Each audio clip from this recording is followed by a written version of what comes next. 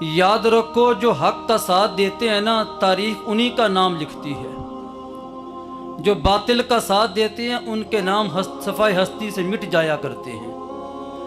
دیکھا نہیں کربلا کے اندر ظاہری تو گردنیں اس مقدس خاندان کی کٹ گئی،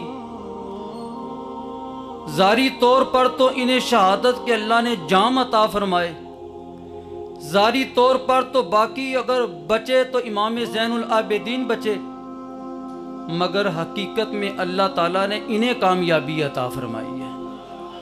کامیابی کیا ہے کہ ایک عام شہید کے بارے میں قرآن کہتے ہیں نا، اسے مردہ نہ کہو، تو بتاؤ امام حسین کا مقام کیا ہوگا شہیدوں میں؟ تو کسی نے کہا ہے نا، جب زندگی ثابت ہے حسین ابن علی کی، ہم موت نہ مانیں گے مدینے کے نبی کی۔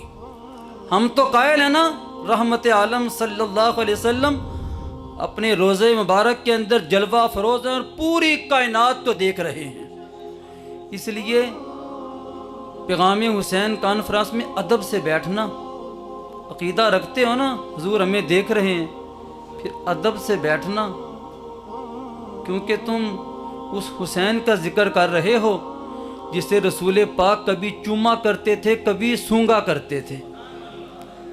تو صحابہ عرض کرنے لگے، یہ چومنا تو سمجھ آتا ہے، محبت ہوتی ہے والد کی، باپ کی، نانا دادا کی، مگر یہ سونگنا کیسا ہے؟ قربان جائیں لبہائے مصطفیٰ صلی اللہ علیہ وسلم سے پیارے جملے نکلے۔ حضور فرماتے ہیں کہ مجھے حسن اور حسین سے جنت کی خوشبو آتی ہے۔ تو پھر ایک حدیث مبارکہ میں جس طرح کھجور کو چوسا جاتا ہے نا، اس طرح امام حسین کی زبان کو سرکار چوس رہے تھے، کتنا پیار تھا۔ تو فرمایا ثم استقاموا، استقامت کے ساتھ کھڑے ہو جاؤ۔ حسین کربلا کے اندر کس انداز میں کھڑے ہوئے؟ قرآن کہتا ہے جب کھڑے ہو گئے تو پھر حکم کیا؟ تتنزل علیہم الملائکہ۔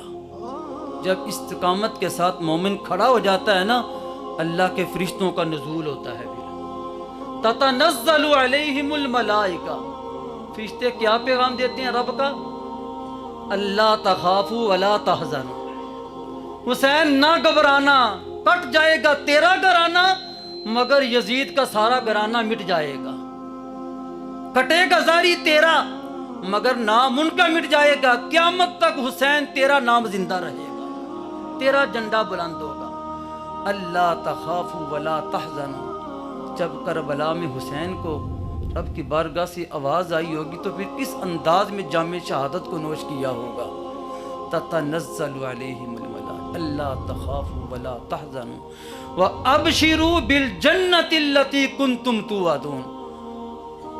اے کربلا کے شہیدوں، تمہیں خوشخبری ہو اس جنت کی جس کا رب نے تم سے وعدہ کیا ہے۔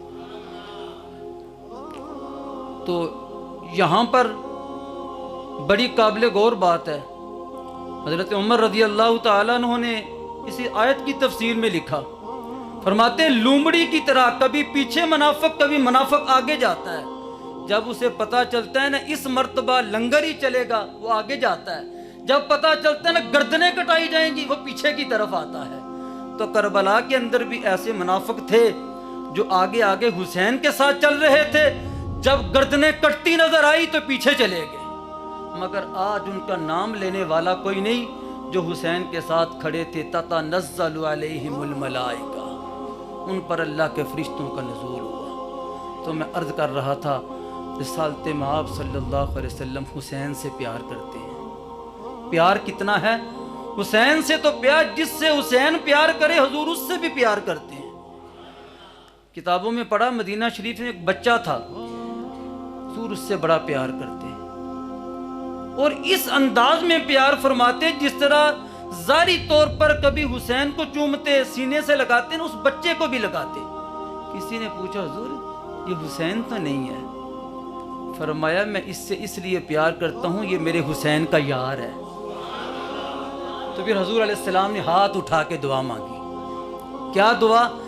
اے اللہ کہ قیامت کی صبح تک جو حسین کا نعرہ، حسین کا نام لینے والا ہوگا نا، ان کے لیے رحمت عالم صلی اللہ علیہ وسلم نے 1450 سال پہلے ہاتھ اٹھا کے دعا مانگ دی۔